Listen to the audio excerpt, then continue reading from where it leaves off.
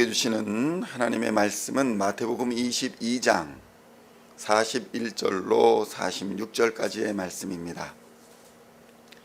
마태복음 22장 41절로 46절까지의 말씀 찾으셨으면 함께 한 목소리로 봉독하도록 하겠습니다.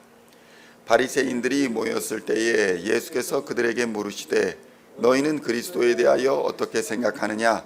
누구의 자손이냐? 대답하되 다윗의 자손이니이다. 이르시되 그러면 다윗이 성령에 감동되어 어찌 그리스도를 주라 칭하여 말하되 주께서 내 주께 이르시되 내가 네 원수를 내 발 아래에 둘 때까지 내 우편에 앉아 있으라 하셨도다 하였느냐?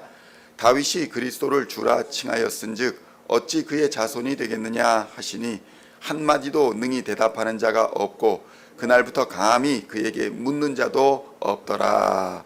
아멘. 할렐루야.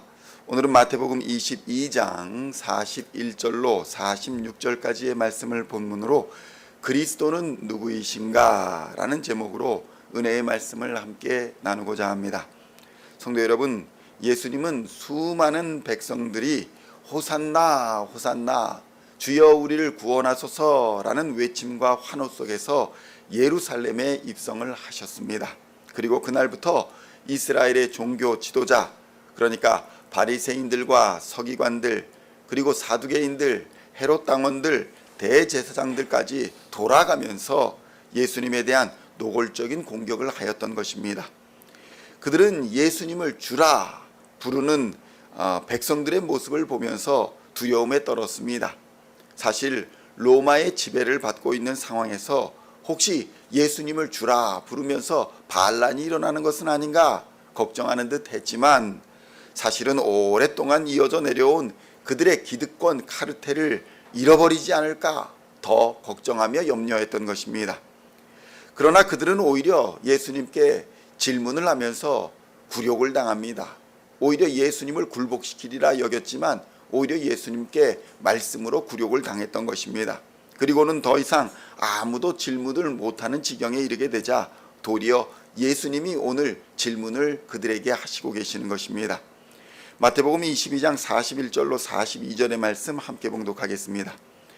바리새인들이 모였을 때에 예수께서 그들에게 물으시되 너희는 그리스도에 대하여 어떻게 생각하냐? 누구의 자손이냐? 대답하되 다윗의 자손이니이다. 아멘. 성도 여러분, 한국도 마찬가지이지만 중동에서는 그 어떤 경우에도 아버지가 아들을 향해서 주님 이렇게 부르는 경우는 없습니다.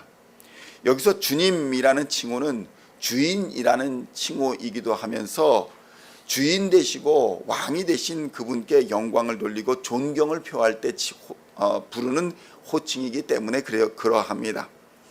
그런데 예수님께서는 이런 역설적인 상황, 다윗의 자손이면서 주님이라는 이런 역설적인 상황을 그들에게 질문함으로써 그리스도라는 존재가 과연 어떤 분이신가를 그들에게 가르쳐주고자 하신 것입니다. 성도 여러분, 사람들은 예수님을 어떻게 생각했을까요?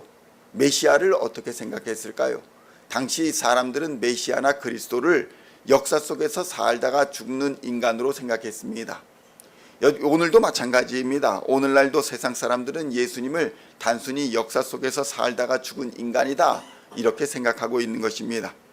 사람들은 예수를 지혜롭고 통찰력이 있는 선지자다, 철학자다 이렇게 믿고 또 헌신적이다, 자비롭다, 희생적인 사람이다, 사랑을 실천한 위대한 인간이었다, 영웅이었다 이런 식으로 예수님에 대한 좋은 평가를 합니다.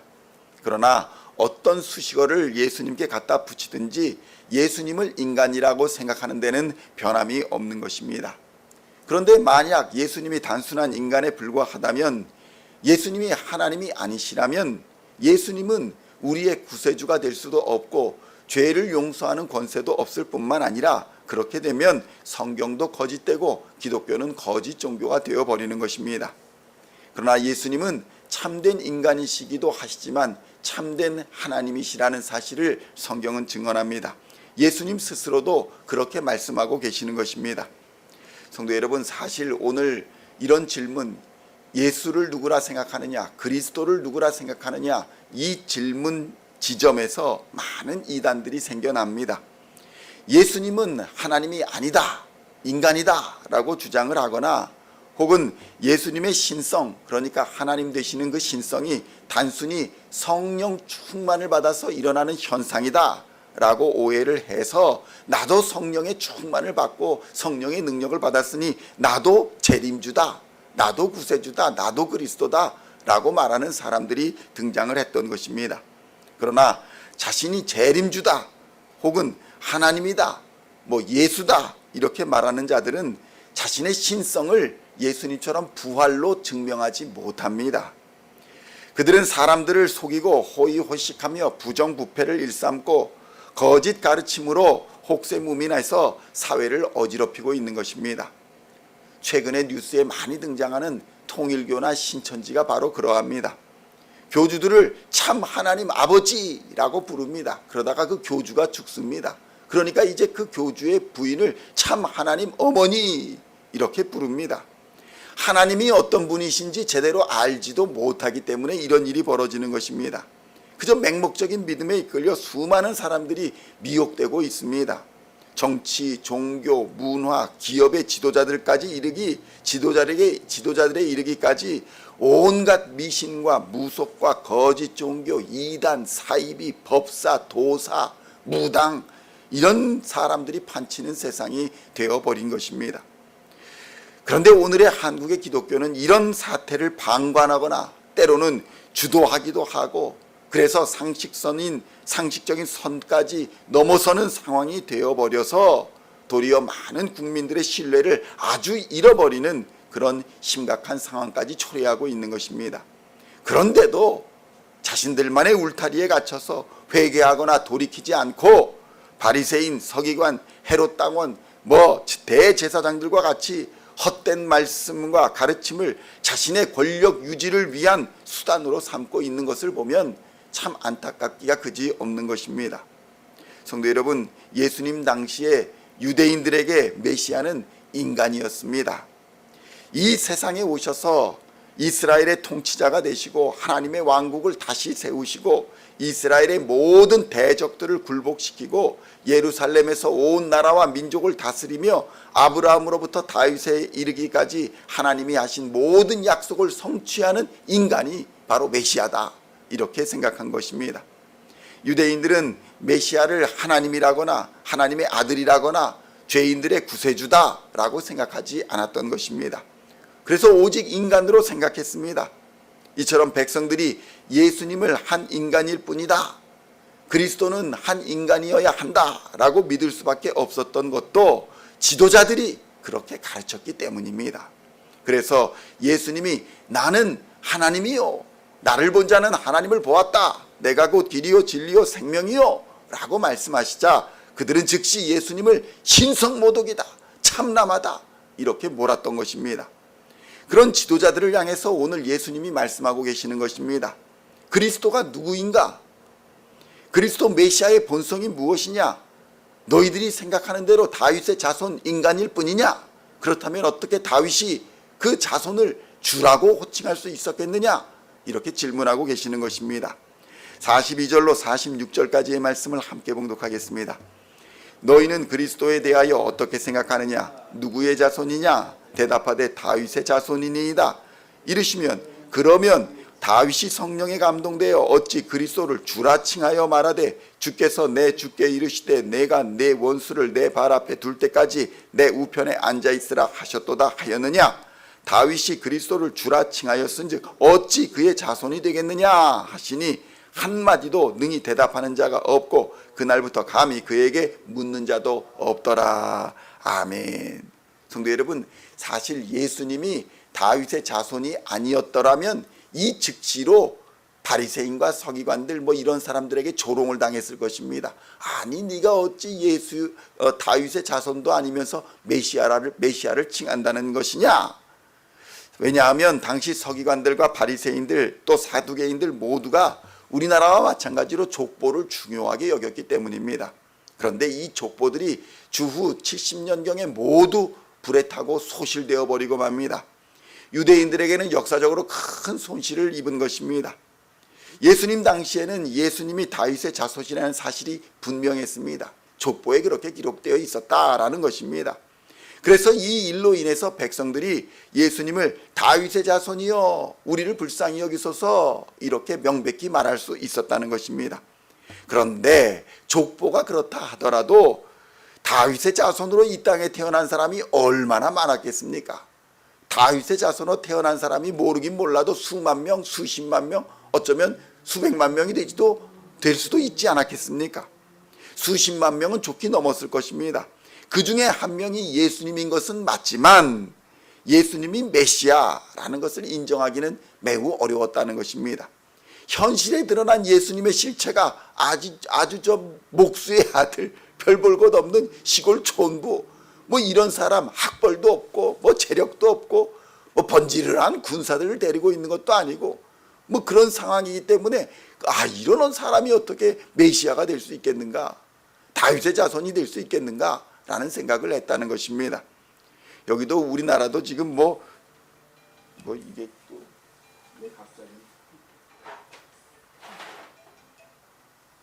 갑자기 저게 울리는 것일까요? 우리나라도 족보를 되게 중요시 여겨서 여기도 뭐 박씨 자손의 몇 대손, 최씨 자손의 몇 대손, 뭐 이씨 자손의 몇 대손, 뭐 이런 분들이 많을 것입니다. 그래서 나는 뭐 신라 왕족 출신이요, 뭐 조선의 왕족 출신이요, 뭐 백제 고구려 왕족 출신이요. 우리나라 5,000년 역사에 고조선부터 시작해가지고 대한민국에 이르기까지 왕족이 얼마나 많았겠습니까? 왕족이라 왕족은 아마 대한민국에 다 살고 있는 것 같아요. 왕족 아닌 분들이 여기 계시나요? 왕족 아닌 분은 뭐 명함도 내놓지 못하는 그 수많은 왕족들이 지금 다 어떻게 살고 있습니까? 다 뭐 그렇게 변변찮지 않게 그냥 다 대충 살고 있지 않겠습니까? 그런데 유대인들이 생각하기에 다윗의 자손 메시아로 오는 사람들은 그래도 다윗의 왕권을 회복할 사람인데 번듯해야 되지 않겠냐? 공부도 많이 하고 학벌도 있고 또 재산도 있고 좀 명예도 권력도 있어야 되지 않겠냐? 이런 생각을 하는데 자기 자신들이 보는 예수님은 전혀 그런 인물이 아니었던 것입니다. 성도 여러분, 때로는 우리가 예수님이 우리 곁에 계시고 성령님이 우리 안에 내주하시고 역사하심에도 불구하고 그것을 미처 깨닫지 못하고 내가 상상하는 하나님, 내가 상상하는 성령님만 고집하고 있지는 않은지 돌아보아야 하는 것입니다. 다윗과 같은 위대한 왕이 자신을 주라 표현할 수 있는, 자신의 주라, 나의 주님이라 표현할 수 있는 유일하고 합리적인 분이 누구겠습니까? 오직 하나님 한 분 아니겠습니까? 그런 이 말을 들으면 메시아는 인간이면서 영원한 하나님이어야 다윗이 나의 주라고 부를 수 있지 않겠느냐라는 말씀을 예수님께서 하시고 계시는 것입니다. 다윗과 같이 위대한 왕이 어찌 자기의 자손을 주님이라 부를 수 있겠습니까? 오직 인간이면서 영원하신 하나님 한 분만이 다윗에게 주님이라 칭호를 받지 않겠습니까? 성도 여러분, 예수님은 우리와 같이 완전한 인간이셨기 때문에 우리의 형편을 모르시는 것이 없습니다. 다 아십니다. 우리의 고통을 다 경험하셨습니다. 그리고 예수님은 참된 하나님이시기 때문에 우리의 고통과 우리의 부르짖음을 들어 응답하실 수 있을 뿐만 아니라 죄와 사망의 권세를 이기고 새 생명을 허락하여 주실 수 있고 전지전능하시며 무소부재하시고 만유의 주인 되시기 때문에 우리를 주관하고 다스릴 수 있는 유일한 하나님 되실 수 있는 것입니다. 성도 여러분, 그 하나님이 여러분의 아버지 되시고 그 하나님이 여러분의 구주가 되심을 믿으시기를 우리 주님의 이름으로 축원드립니다. 과연 이단의 교주가 무당이 법사와 이런 사람들이 이런 주가 될 수 있겠습니까? 과연 그들이 자연 만물을 다스리고 주관하며 부활 생명의 주인이 될 수 있겠습니까? 불가능합니다. 성도 여러분, 우상과 미신과 거짓 종교가 판을 치는 세상입니다. 우리는 이곳에 진짜 예수 그리스도를 전해야 합니다. 그러므로 오늘도 참된 신앙인으로 오직 예수 안에서 성령의 뜻으로, 성령의 능력으로 하나님의 뜻을 따라 순종하시며 세상을 이기는 믿음의 선한 싸움을 끝까지 싸워 하나님께 영광 돌리는 우리 시온의 모든 성도님들 다 되시기를 우리 주 예수님의 이름으로 간절히 축원드립니다. 기도하시겠습니다. 하나님 아버지, 감사합니다.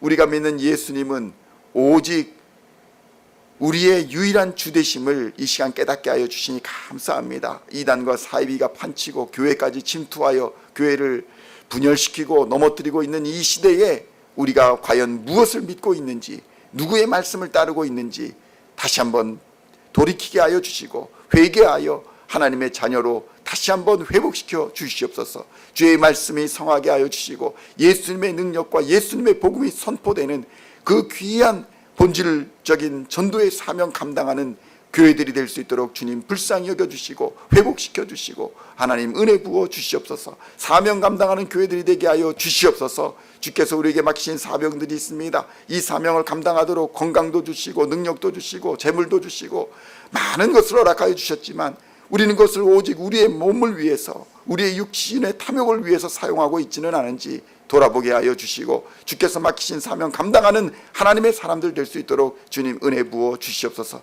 주께서 맡기신 사명 잘 감당하여서 주님 노같이 오시는 그날에 잘했다, 충성된 종아 칭찬받는 하나님의 사람들 다 되도록 주님 은혜 부어 주시옵소서. 예수의 이름으로 기도할 때에 우리의 모든 기도와 간구에 반드시 때를 따라 응답하여 주실 줄로 믿습니다. 역사하여 주실 줄로 믿습니다. 두려움과 염려와 걱정을 다 십자가에 못 박아버리고 예수와 함께 부활 생명을 입고 담대하게 세상과 싸워 승리하는 하나님의 사람들 다 되도록 주님 은혜 부어 주시옵소서. 감사를 드렸고 우리를 구원하신 우리 주 예수 그리스도의 이름으로 간절히 기도하옵나이다. 아멘.